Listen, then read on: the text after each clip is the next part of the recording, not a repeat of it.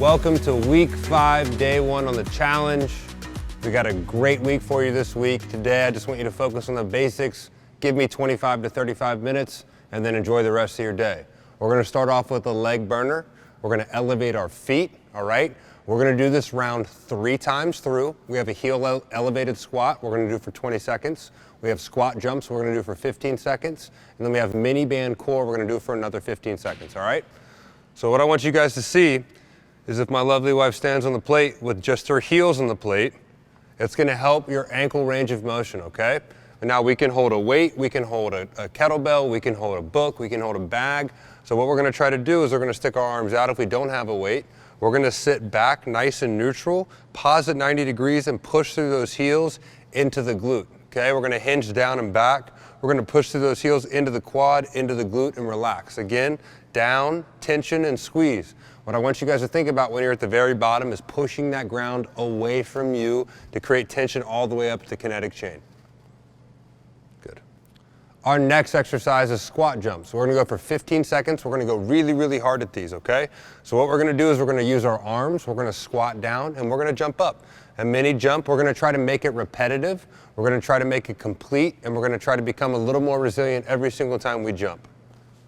Now, if you can't, what we're gonna do is slow down and we're gonna go one at a time. Jump up, catch yourself, relax, reset. Jump up, catch yourself, relax. We're gonna go cardio based. We're gonna go as many repetitions as we can in this 15-second time. The last superset in this is a mini band core. So we're gonna make sure we're working those abductors, those hard to reach muscles on our side of our hips. We're gonna lay down, we're gonna get a mini band. Or if you don't have a mini band, you could find 2 objects where you can push your legs out against. But we're gonna take this band, put it around our feet like we've been doing. I'm gonna barely lift my feet off the ground. I'm gonna break that band out, put my hands behind my head. As you can tell, it's not an easy workout. I'm gonna go elbows down, inhale, breathe out right through the stomach, go up, crunch, down, up, down. Just like that, trying to break the band the entire time. You're gonna feel it really tight through your hips, trying to break that band out as long as you can.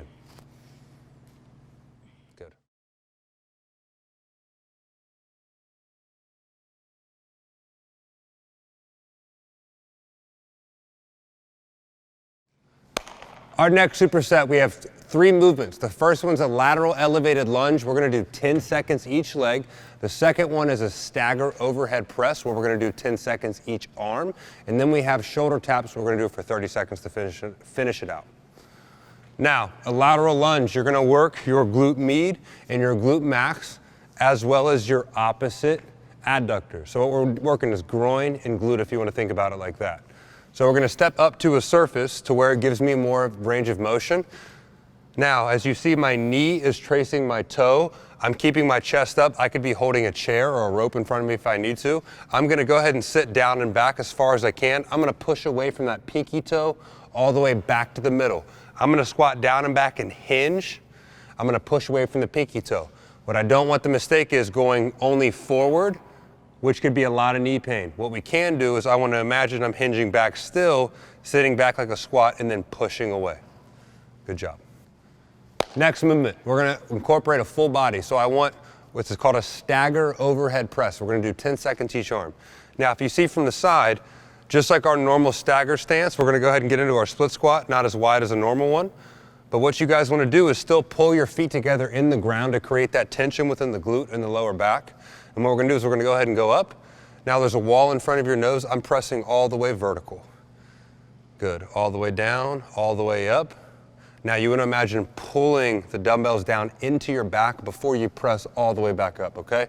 Pull the dumbbells down. So say she just did 10 seconds. She's gonna flip feet, pull that ground together nice and tight and do the exact same thing for another 10 seconds. Press forward. What I don't want to do is if I start to go here, it's a little too much into the delt. What I want to do is stay into those shoulders and not put yourself at risk. Good. Our last movement, which I want you to pick the tempo up the energy up, turn the music up a little bit, we have shoulder taps. This is your cardio circuit here. So we'll go down onto our hands and knees. If you can't get on all fours and there's too much pressure on your back, all I want you to do is drop to your knees. Now, if you can get in a push-up stance, we're gonna push through those hands directly under, and you're going to tap that opposite shoulder as fast as you can. Now, when you lift one hand off the ground, you have to make sure there's tension through the hand in the ground so we can safely create some stability within the body versus bending our arm and our elbow. As fast as you can for 30 seconds. Good job.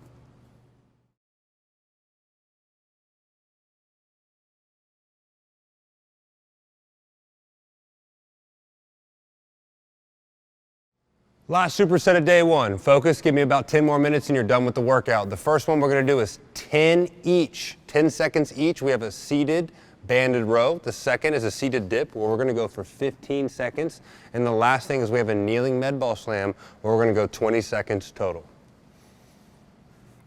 Our first exercise, we're gonna go and sit on our butt, or you could sit on a chair. What you're gonna do, just like we did last week, legs out straight. Now you're gonna grab both handles with one arm. Now again, as I press or as I row, you can create some stability with that hand behind me so I can keep a good spine position or neutral position. I'm gonna try to drive my elbow as far back behind my body as I can. Now I'm gonna reach and I'm gonna row all the way back. Switch hands, yep. So as you can tell, she's not shorting her range of motion, she's letting her back work, and then she's gonna drive that elbow all the way back and all the way through. Reach, good. Our next exercise is a seated dip. We're gonna focus on the shoulders, we're gonna focus on the tricep. So find any stable surface, a chair, a table, anything like that. And the thing I wanna imagine is I don't wanna get too far away from the chair because it's gonna put a lot of stress on my shoulder. What I wanna do is I wanna let my butt and back slide as close to the chair as possible. And what I'm gonna do is I'm gonna find range of motion through my chest and shoulders, and I wanna imagine pushing the chair so hard that you try to break the chair underneath you. A lot of tension within the hands, pushing through the tricep and working that front delt and even the top of that chest. Good. Last but not least, and again, get that heart rate up, get that cardio going. We have kneeling med ball slams or pillow slams, whatever you have to throw that you don't care about breaking. So we'll go ahead and go down on our knees.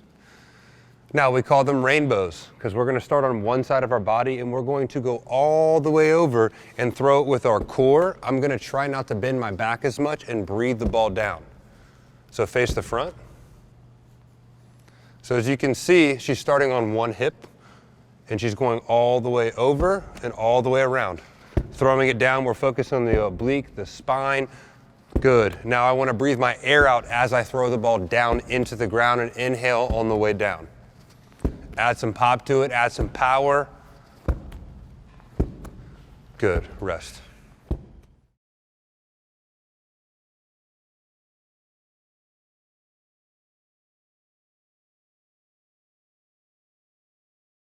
Our finisher for day one of our favorites for my wife and I, is a straight leg iso finisher. So what we're gonna do, you should be a pro at this by now into week 5.